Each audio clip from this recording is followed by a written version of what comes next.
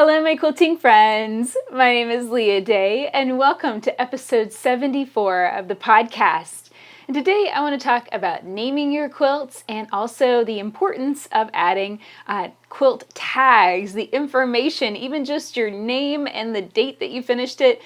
If you name your quilts or you don't name your quilts, just putting a little bit of information on the back of your quilt is really, really important.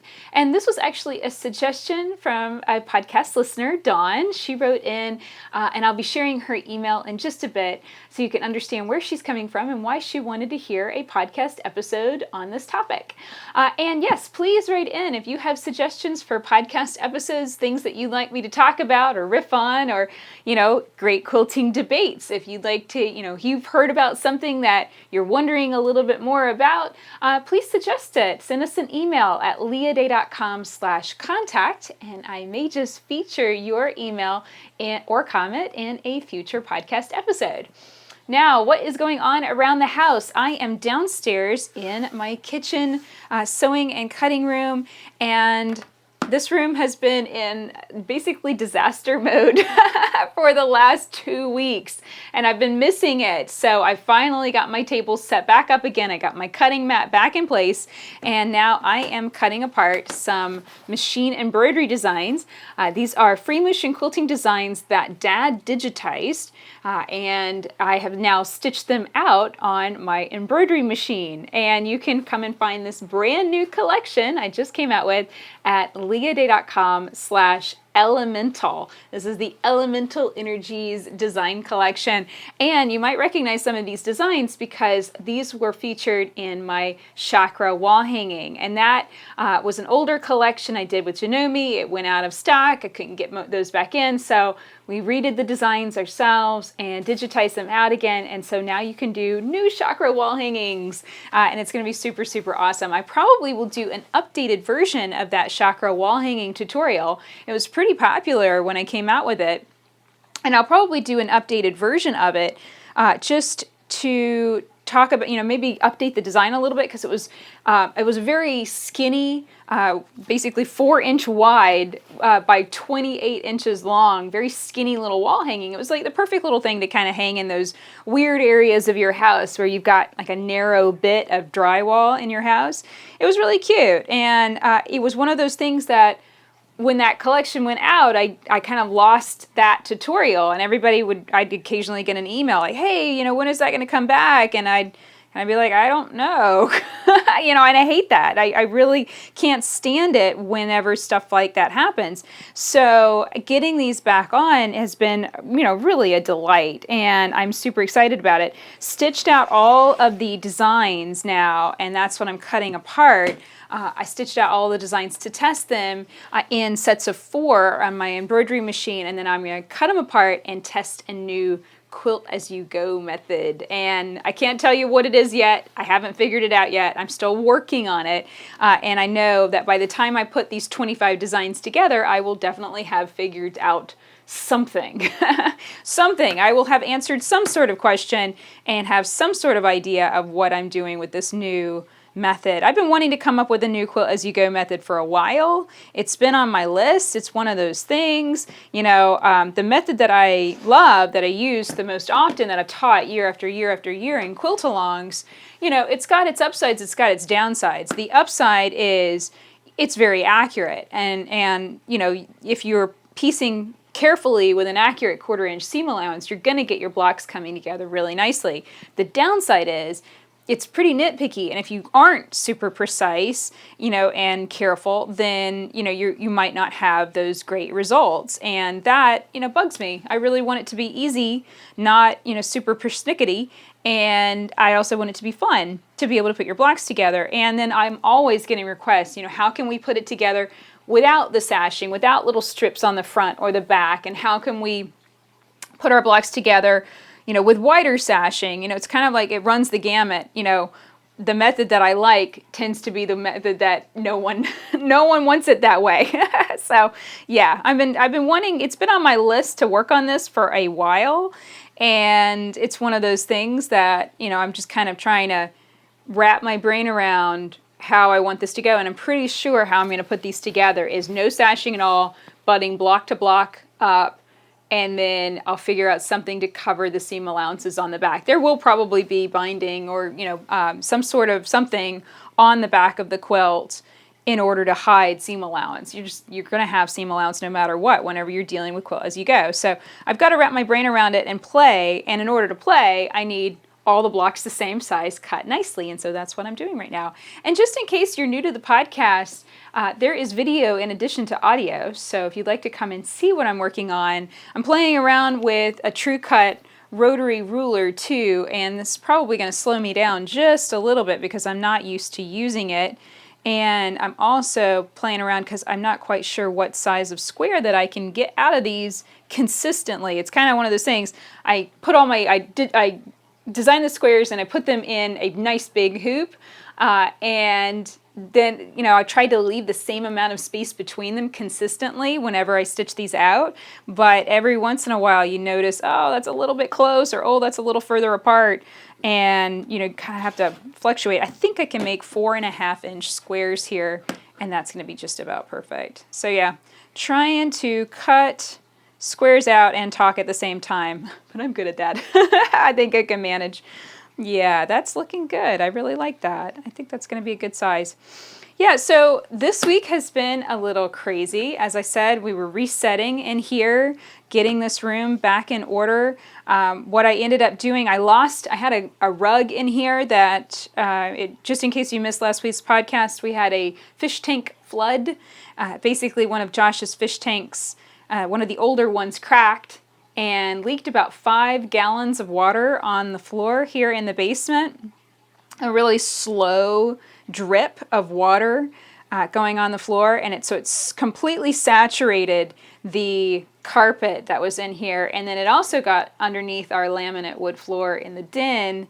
Thankfully, that floor recovered. We put in 2 dehumidifiers, 2 high-speed, high-powered fans, and then all the little fans like in the whole house. We put every single little fan that we could get our hands on in the house, and it worked. And the floor kind of buckled a little bit, like the edges kind of curled up. There's some separation between the wood, but then it kind of calmed down and flattened itself back out again, and drives me crazy when I walk on it barefoot, just because I can feel it shifting ever so slightly. But it wasn't so bad that I feel like I need to go run off and rip that up right this second. Mostly I was worried about black mold growing underneath the floors, but it doesn't look like there's any kind of issue like that. The dehumidifiers, this place was hot for a good solid week because the dehumidifiers were sucking all of the cold moisture out of the air and just heating up the place. And so I'm not worried about black mold or, any kind of lingering, wetness underneath the floor. Mostly it was just kind of seeing the boards getting a little shifty and stuff. That bugs me. But right now I have absolutely no ability to go rip up that floor and fix it. So it's on the list. And, the thing about it is that this is the basement, this is kind of the, our working area. In order to rip this up and go fix it, basically we'd have to stop working for that length of time.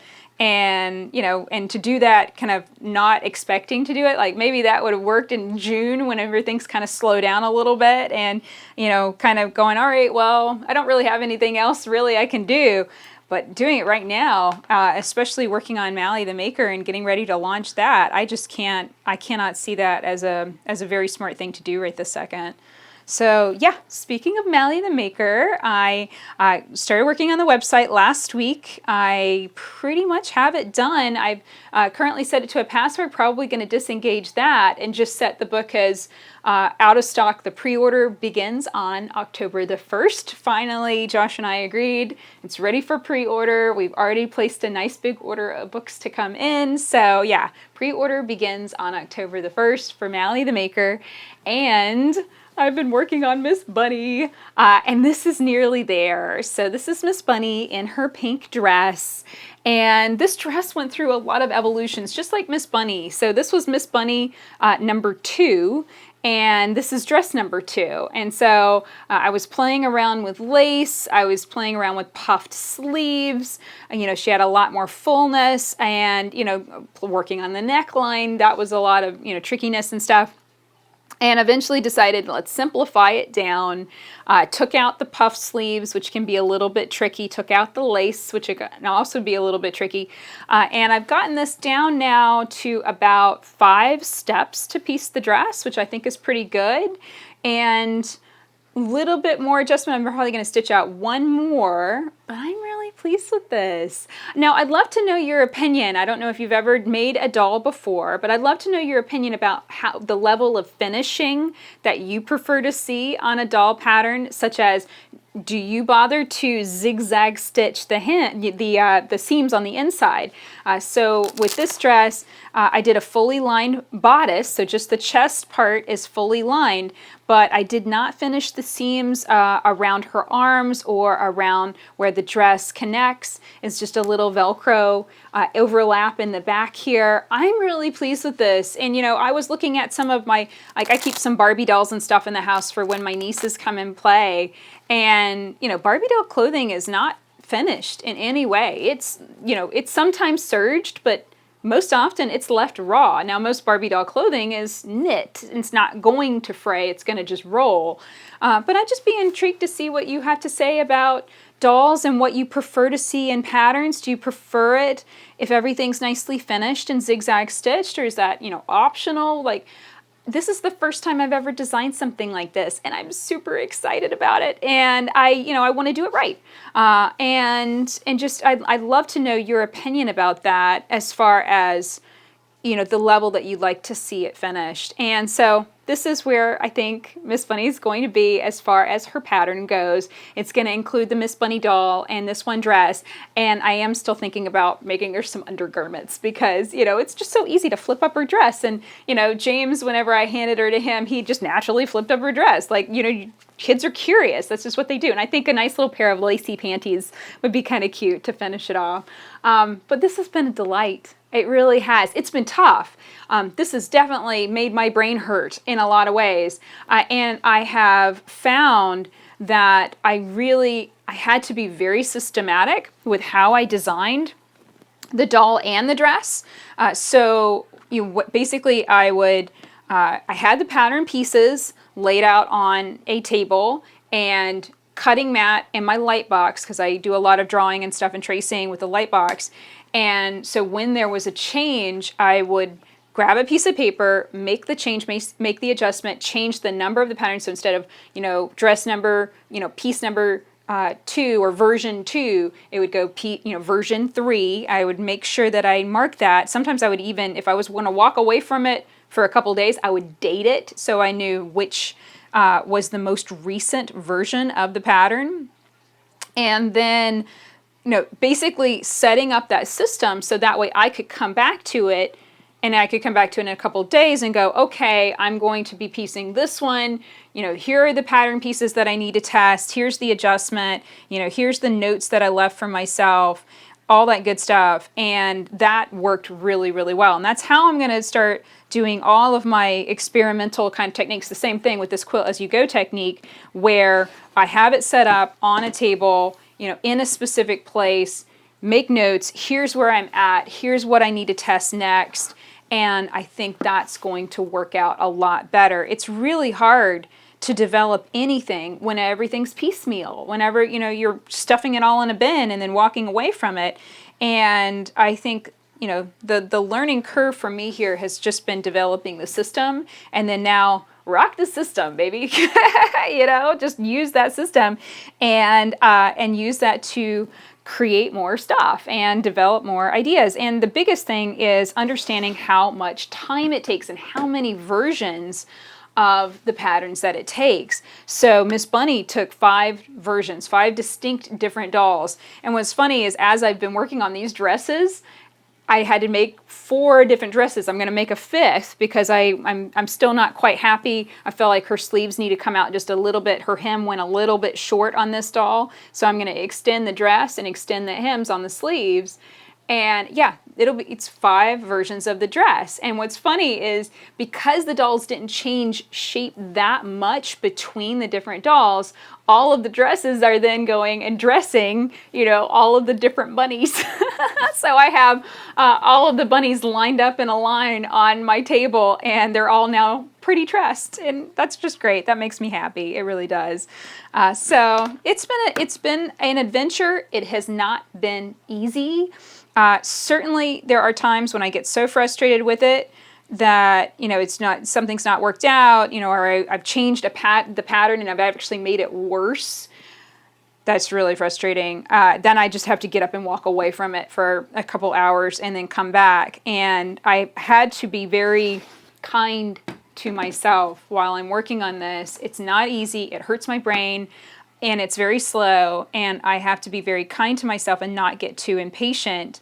I sometimes feel like I should be able to shortcut this somehow and make it faster, or it should be faster, something like that. And I have to just remind, no, this is the process. This is developing something brand new from scratch when you've never done it before is tough, and it's going to take time. And to go into it accepting it, that's the challenge. And now that I'm kind of easing into that, it feels really good. I'm no longer feeling resistance to just sit there and stitch out something and feel like I've wasted my time. I no longer feel like I've wasted my time. I've learned something. I've taken something away from that experience that has been helpful. Yeah, very, very excited. I'm hoping that I can get Miss Bunny solid and that pattern will be ready for you whenever the pre-order starts and for the book. So I don't know. It's kind of, I'm still kind of tweaking everything and making sure it's absolutely perfect. I certainly want it to be a really awesome experience to be able to read the book and fall in love with Miss Bunny, the character in the book, and then also stitch the Miss Bunny doll. That would be really, really great. So yeah, lots of exciting things coming with Mally the Maker, and I did have such a good time setting up that website.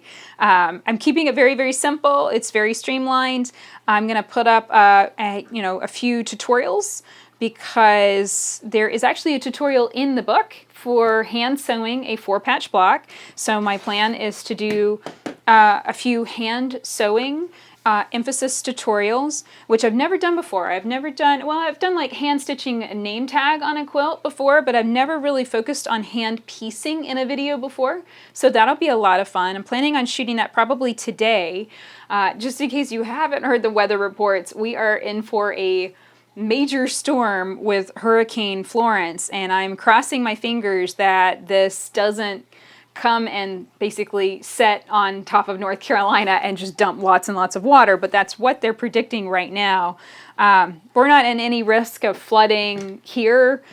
We live kind of up on a hill, but it's still, it's scary, that the idea that, this storm could come, and especially with the, flood from the fish tank that we just experienced, I kind of have a little bit more of an understanding.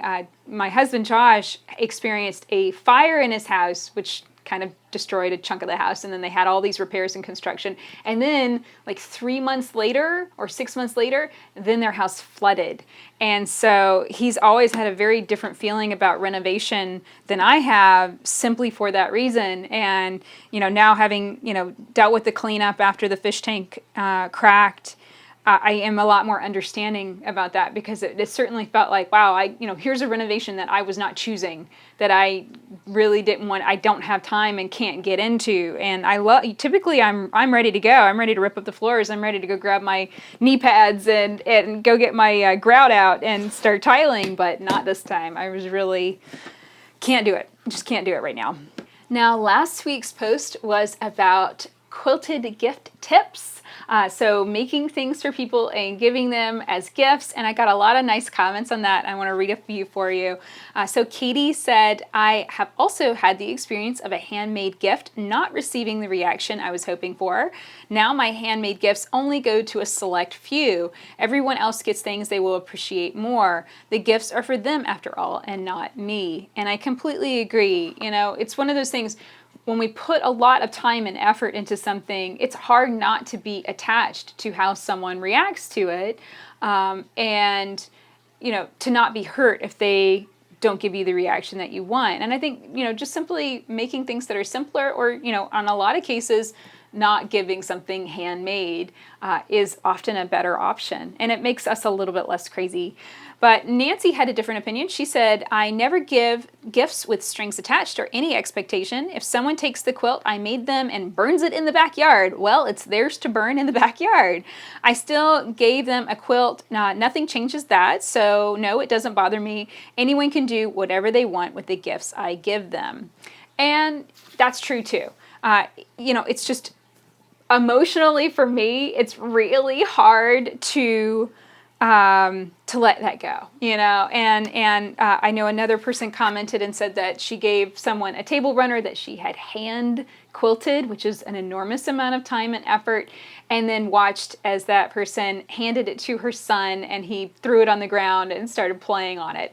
So yeah, I mean, this is an emotional thing, and it's hard to see someone do that right in front of you. So I think it's perfectly fine to just simply, pull back a little bit on the handmade gifts or find something simpler, like maybe a beautiful stuffed doll to give instead.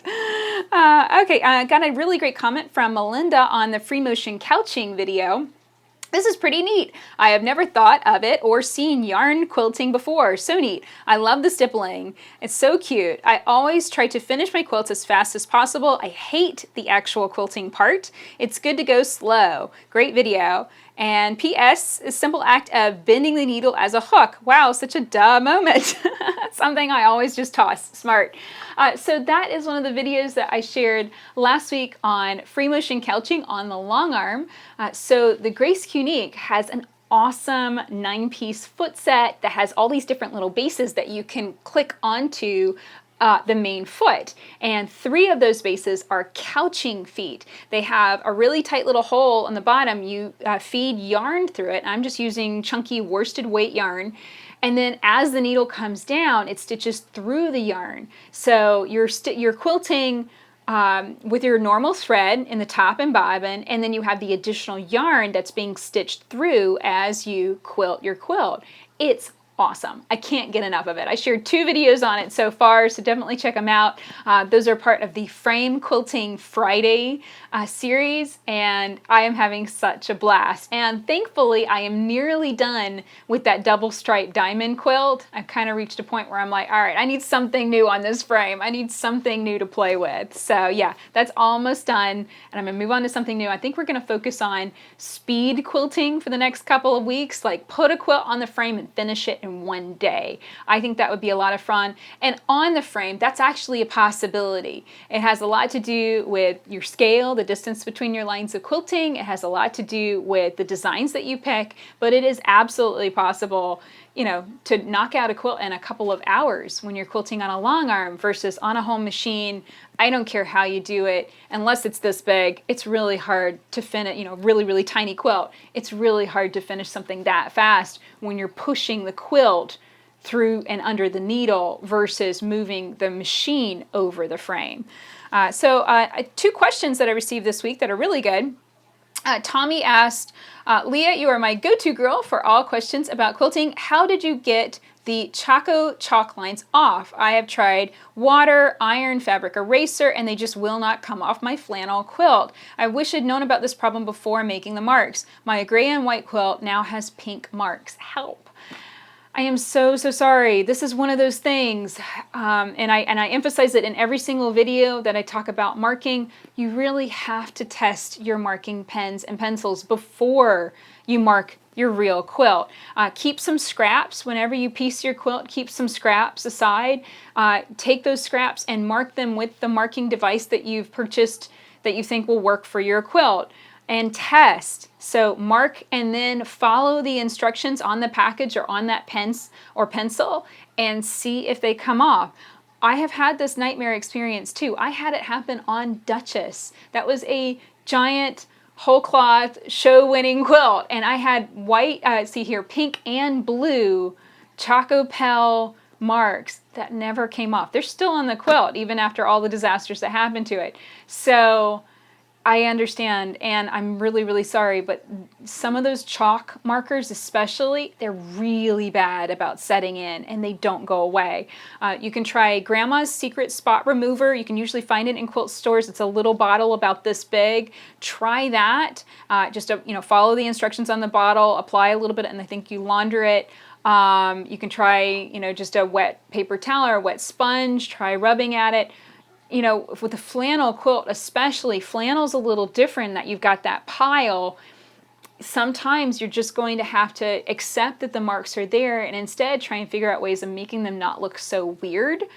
So for that area, if I start thinking, okay, it's not going to come off, it's permanent, there's nothing I can do about it, then I start thinking in terms of how do I cover this up, or how do I make this look normal? So in those situations, I would say look at fabric markers, look at coloring it in like a coloring book, or just adding a little bit of detailing around the quilting lines to kind of cover that up. I really like the Fabrico markers best. I think that they're really, really good. They're a longer marker. You can find them, you probably are going to find them easier online than at a quilt shop.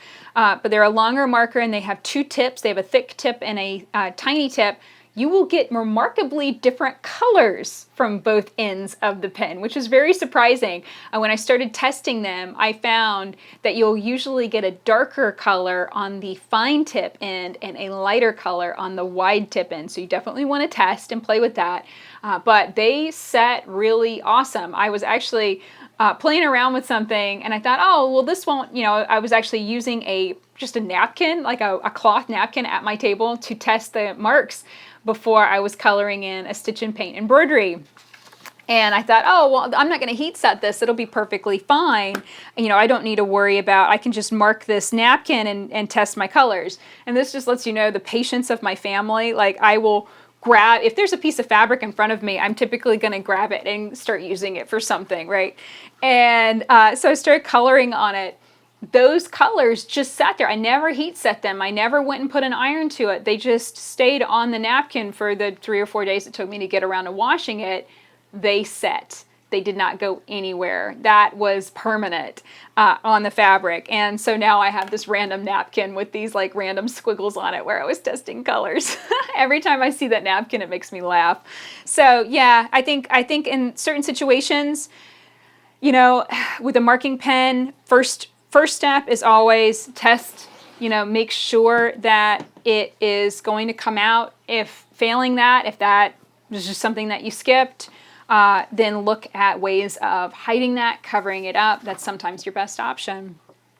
And it's one of those things, it's easy to beat ourselves up, and you're not going to get anywhere. The quilt's already messed up. And instead of beating yourself up and staying stuck in that, move on, find a way of covering it up. Do some free motion couching on top, cover up those lines with yarn, do something, and learn from the experience and move on, but don't beat yourself up about it. We all make mistakes. I did that on a huge show quilt that took 6 months to quilt. So I've been there, everybody's been there.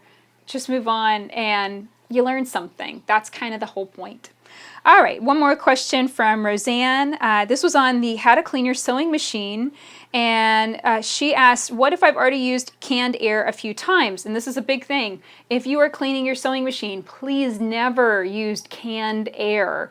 That is the aerosol can of air that you can spray. And sometimes I've heard and seen articles on quilting and sewing on how to clean your sewing machine, and that is advised to use. Please don't ever use that. Canned air is an aerosol. There are like oils and chemicals mixed in with that, and they are coming into your machine. That is not sewing machine oil, and they can definitely gum up the works. They're also pushing, that canned air is pushing the lint deeper into your machine, and that lint, when combined with those oils and chemicals inside the canned air, it's just going to act like gum and just lock up everything. No, I don't think, Roseanne, that your machine is completely messed up. I say never use it again, obviously.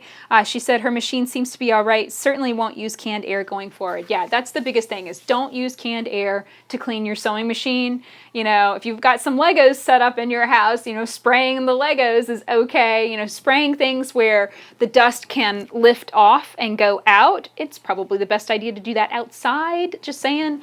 But when it can lift off and go out, that's one thing. When it's a sewing machine and you've got the covers in place and the lint has nowhere to go but deeper into the machine, then that's where it's going to go. It's going to go deeper into the machine. And our machines are more and more complicated, more and more technical, and there's more and more gears and gizmos and computerized parts that can influence and impact.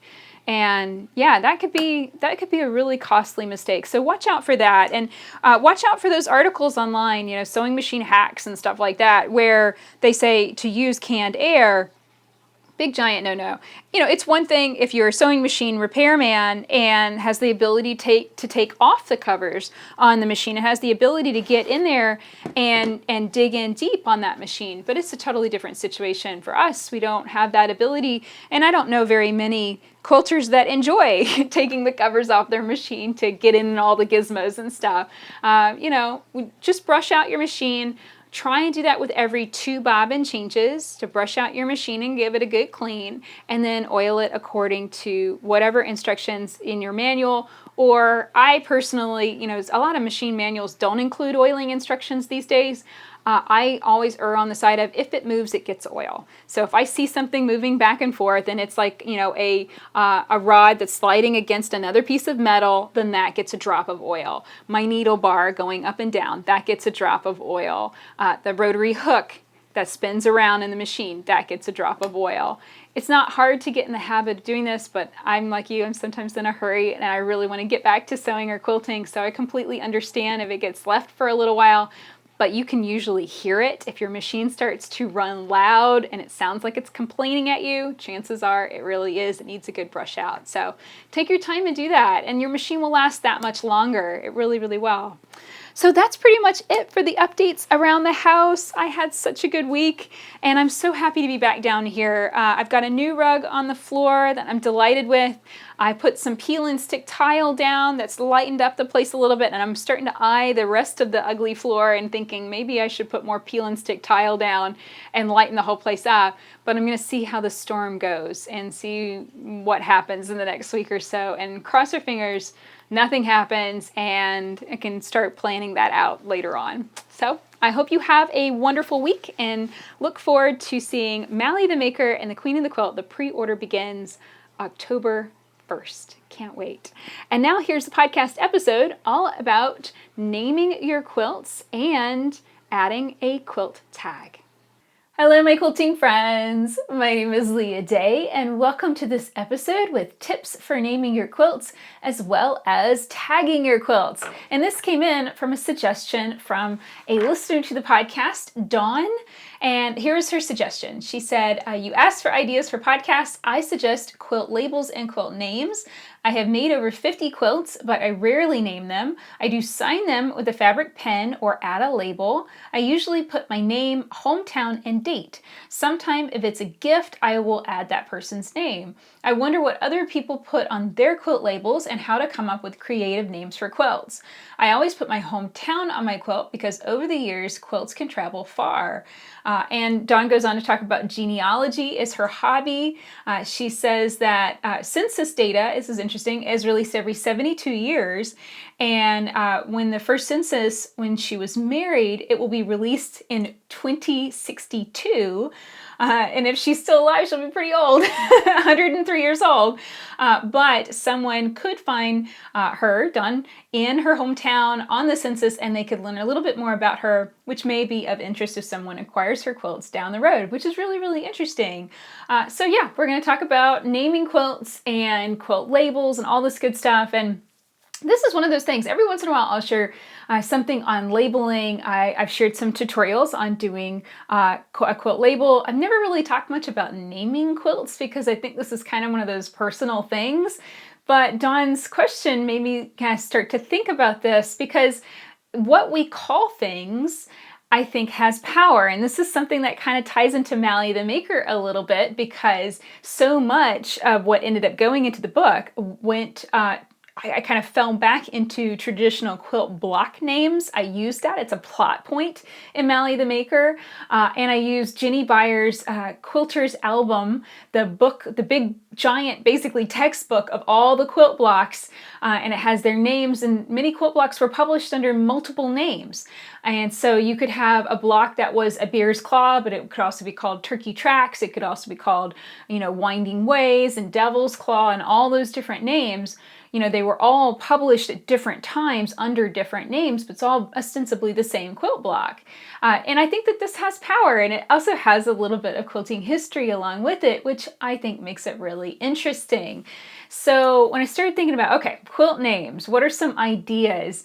First thing would be just simply to go back to the traditional name of the block that is the dominant part of the quilt. So if you're using Sawtooth Star blocks, if you're using Bear's Claw or Turkey Tracks, or one of those traditional names, the first step would just simply be to say, call it the Turkey Track quilt.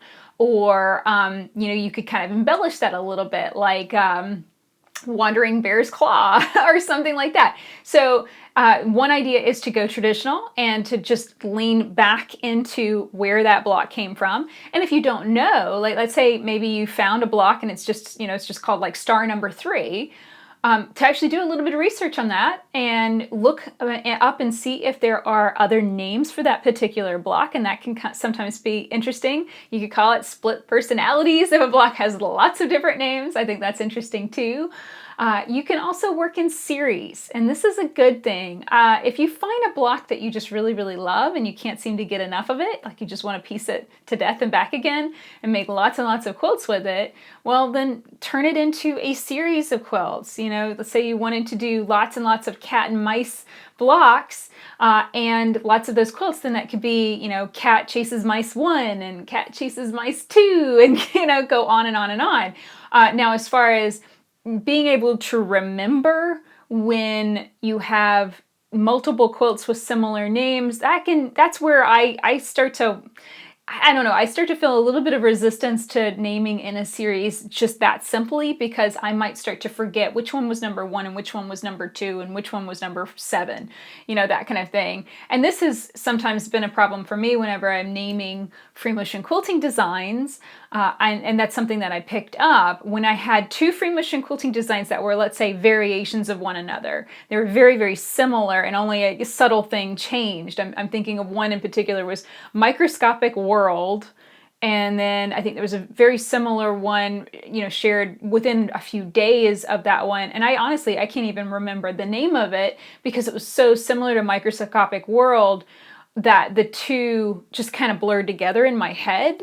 And quilts can do that too. Even when we spend months, or years working on something, the days are long and the years are short. This stuff kind of meshes all together. And so I think it's important, even if you are working in a series, to try and differentiate the different quilts so that way you remember, which one is which. So it might be like Orange Cat and Mouse quilt, or orange juice, or something like that. You can kind of play off of the colors in the quilt as well, and that might help you remember which is which.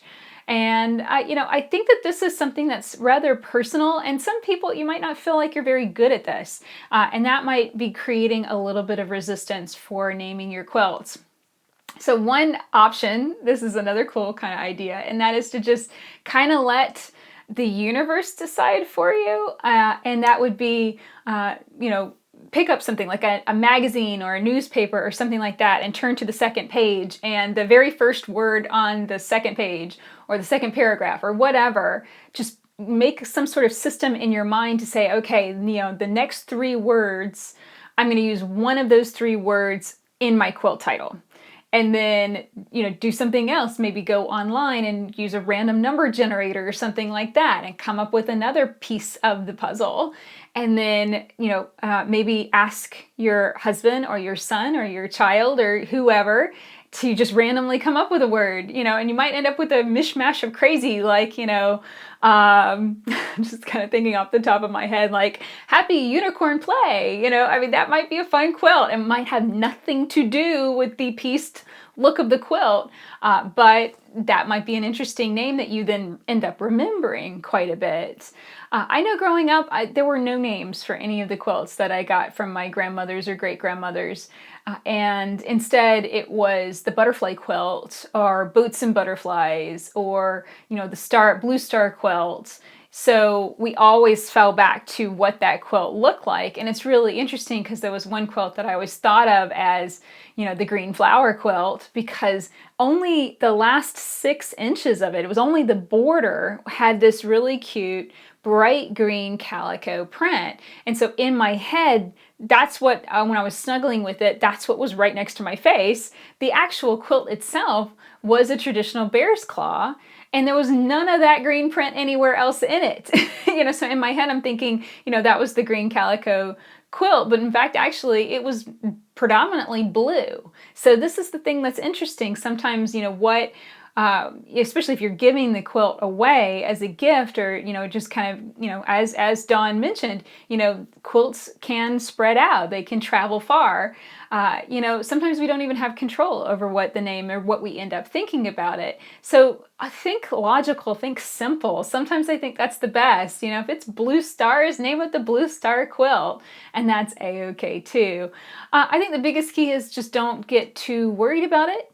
If you are a very prolific quilter and you make lots and lots and lots of quilts, don't worry about it too much. It's not the end of the world if a quilt goes out without a name. As Dawn says, she doesn't usually name her quilts. But I do think it is extremely important to label your quilts. And this was interesting. I shared a video and a post on labeling a few years ago, and I actually got a few comments of almost pushback. That someone says, oh, all of these millennials are insisting that we label our quilts. Well, I don't want to. And it's like, okay, sorry. I'll back off on my labeling, ambition. And the main reason that I like to see labels on quilts, and I really wish more quilters did this, is because I inherited all of these quilts and I have no idea who made them. I don't know if it was my great grandma Gray, or if it was one of her sisters, like Pearl, or, one of these other ladies that, and it doesn't really matter. Does it really matter if it was my grandma or her sister that made that quilt? No, not really, but it would still be nice to know. And then I could go and learn more about those women, kind of asking questions of great aunts that are still alive. I can still dig into that and know who made it. But as it is, they're not labeled, they're not tagged, and I feel uncomfortable going in and tagging that and guessing who made it. I do know roughly what side of the family it came from, but not exactly who. So I really think it's important to label your quilts, and I'd say label it however makes the most sense and is the easiest for you to manage. Lots of different options here. So how I used to label is I would take just a scrap of light fabric, usually white, and I would draw out the label on paper first just to make sure that I had all the information that I wanted to put on there. And I'd use a micron Pigma pen, black micron Pigma pen. This is archival, it's not going to bleed, and then you can heat set it just by pressing it with your iron. Also, if you toss your quilt in the dryer and spin it, then it'll be pretty much heat set. So that's how I used to label all of my quilts. And I'd get a little decorative. I mean, you can, if you can draw something cute like flowers or something on paper, then you can transfer that to fabric, and you're just tracing, you're not drawing. So you could, pull some clip art images, some free stock images and stuff online and make something really decorative. Or you can just have a plain rectangle of fabric and keep it simple and just write down, your name, your hometown, and the date. And I think that's great. And I really love Dawn's suggestion about the hometown. I've never done that unless it was a competition quilt and I was required to put my address on the quilt label. I usually didn't, but I'm definitely going to do that now because I think that's really interesting. And it's certainly, one of those things that quilts go out into the world and we have no control over what happens to them. It's kind of like the Red Violin, if you've ever seen that movie. It's a pretty good movie, and it travels around with this instrument and kind of tells all of these stories of who ends up with this amazing instrument and what happens to them, and then kind of comes full circle, and the Red Violin continues to go on and have more adventures. So our quilts can do this too. So I think it's really cool to have the hometown written on it, the name of the quilt if you decide to name the quilt, your name, and if it's for a gift, I think it's a great idea to write down who it's for. This was, Pieced by Leah Day for my son James, on his 11th birthday. Because in 5 years and 10 years, will I remember that was for the 11th birthday or 12th birthday? No, I probably won't. This kind of stuff all kind of tends to blur together. But if we write it down in one place on the quilt itself, then that's one way to remember it. I've been going back through and reading old blog posts this week, and it's amazing how much things tend to blur together. And something I thought had happened in 2012 or 2013 happened a lot earlier than that. And it's just kind of making me think about this stuff a lot more and really register how much time is passing and how hard it is to hold on to those memories and really know when things happened in exactly what order. So I think writing it down anywhere, the date, who it's for, what it was for, that kind of thing is all really, really good. Now, as far as other easier options when it comes to tagging your quilts, I love machine embroidery for this, and that is how I do almost all of my tags now. I shared another video. This was for Flower Festival. I shared a video on how I embroidered directly onto the backing fabric of that block and centered up the name of the quilt, the date the date I hoped to finish it. It didn't end up being all that accurate, but it was close enough. And then my name and, I think I put my website on there because, of course it was Flower Festival. That was a quilt that I might show and is also slightly businessy oriented. So, I think all of that was really good. I stitched it directly onto the backing, so it was no extra stitching to be done. You definitely use stabilizer, especially if you're doing some sort of like dense satin stitch with your lettering on your embroidery machine. You're definitely going to want to stabilize that. And I shared in that video the difference between stabilizing and not stabilizing. And basically the letters, when they're satin stitched densely, it kind of like sucks all of the fabric up and turns it into a pretty big mess. So watch out for that. I love using my embroidery machine because it just makes it so much faster. It stitches out for me. And then stitching directly to your backing fabric is a really, really good idea. And this is, I think, a lot less common than it should be. Basically, show quilters started doing this, and I was hearing about this 10 years ago, that show quilts that were, this is a horrible thing, quilts get stolen. And one way to prove that a quilt is yours is to make it hard for your quilt to be stolen and for someone to put a false tag on it, to claim it as theirs, that kind of thing. So a lot of show quilters began stitching or writing their quilt tag directly on the back of the quilt rather than on another piece of fabric and then stitching that on, because if it's on the back, then your quilting stitches are going to go through that and making it basically impossible to remove. Same thing if you have a separate tag, let's say you drew with a pigment pen and then put it on the back before you quilted it. Again, the same thing, you can't rip that off because the tag is part of the backing and it gets stitched through, so there's no way to remove it without there being some sort of sign on the back of the quilt that something has been removed there. It just makes it a lot more effort.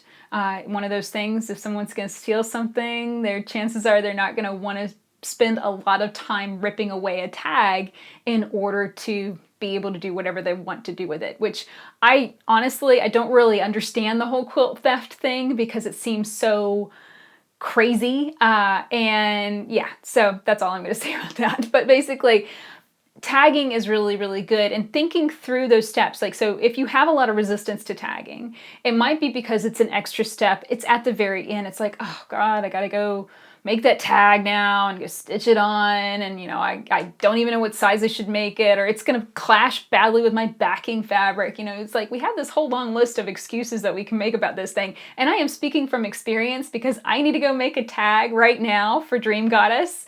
And those are exactly the complaints cropping up in my head. So I know how it feels. I really, really do.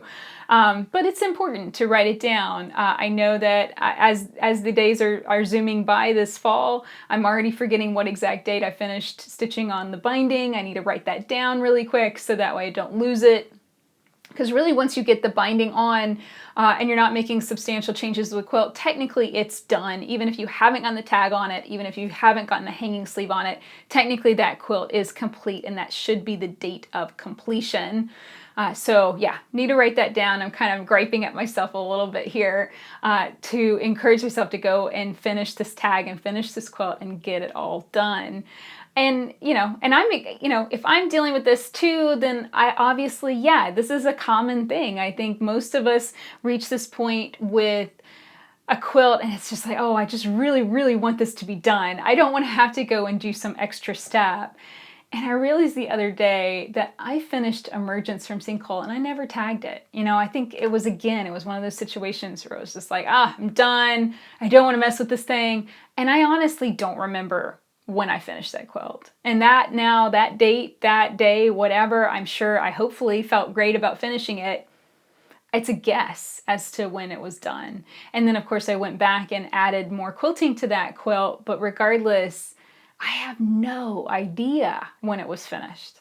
So I hope that this has encouraged you to think a little bit more about this, to certainly consider tagging your quilts, incorporate it into the process that is preparation for basting instead of the very end. And I think that's really important. I think that is where it will work really, really well for me if I start doing that, where in the basting prep process, which is usually the time I'm like, let's go, I'm so excited to start quilting.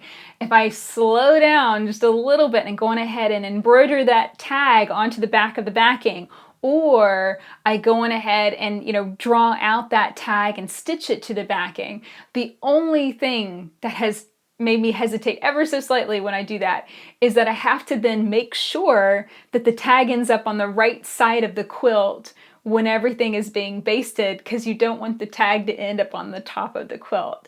So yeah, there's a little bit of spatial orientation there that you have to remember, but I think it's worth it. And incorporating it into that time will mean that all the quilt is done, you get it bound, and that's the final step. If you need to put a hanging sleeve on it, then that's the final step. And then you don't have to go, I gotta go make that tag, gotta go write all that stuff down or whatever. So I think that's really probably going to be the best bet. This is certainly what I'm trying to do with my quilts, and incorporate that more into the before the quilting process, so that way it's all done.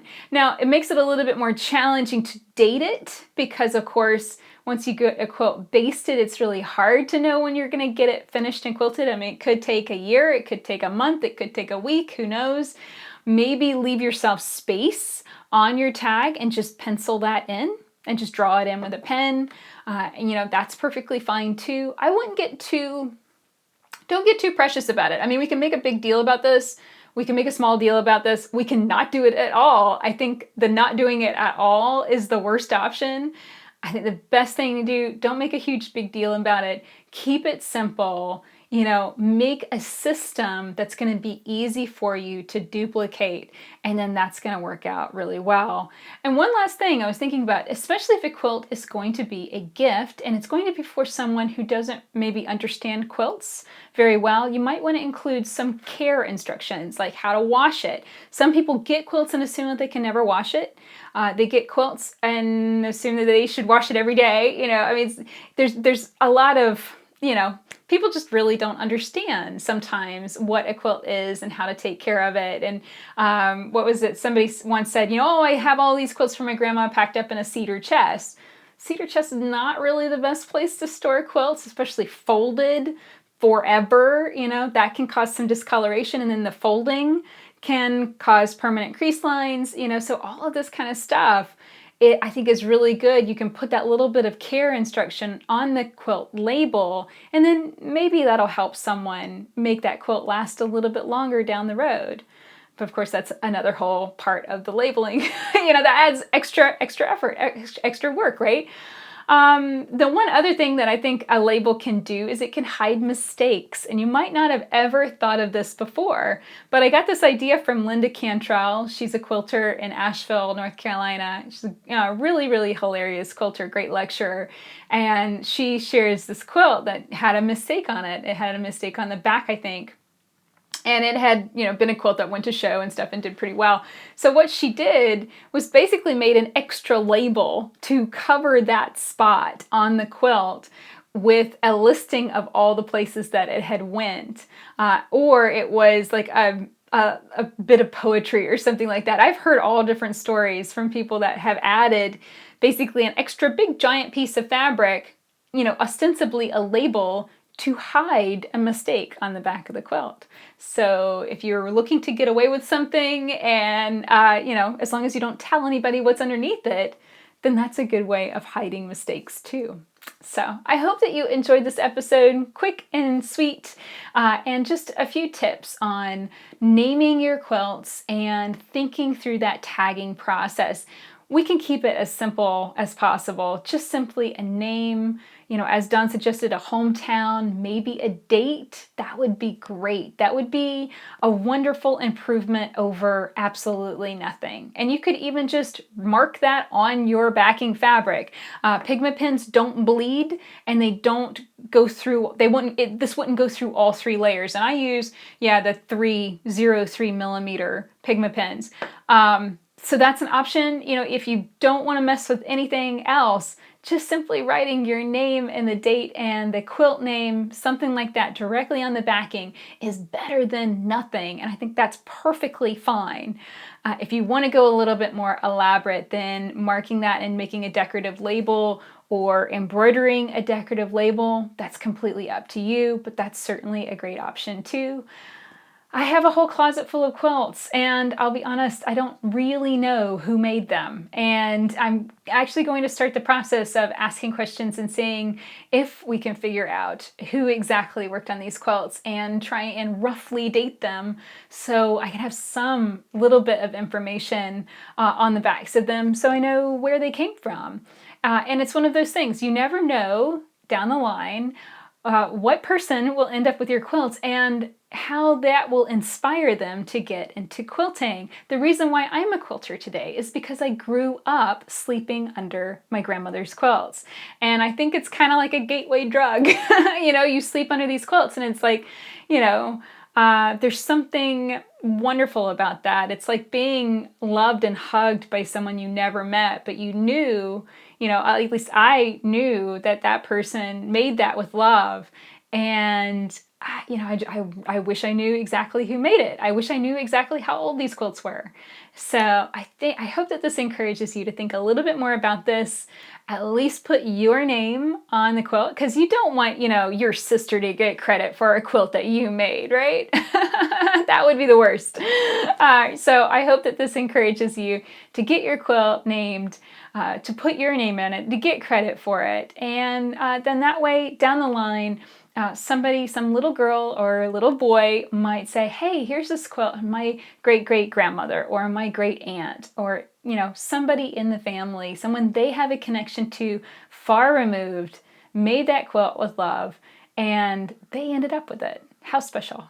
So I hope that this has encouraged you to give this a try and think a little bit more about it. If you'd like to find more podcast episodes, check them all out at leahday.com/podcast. And yes, I am looking for more suggestions for podcast episodes. Write to us at leahday.com/contact, and I may just feature your question on the next podcast episode. Until next time, let's go quilt.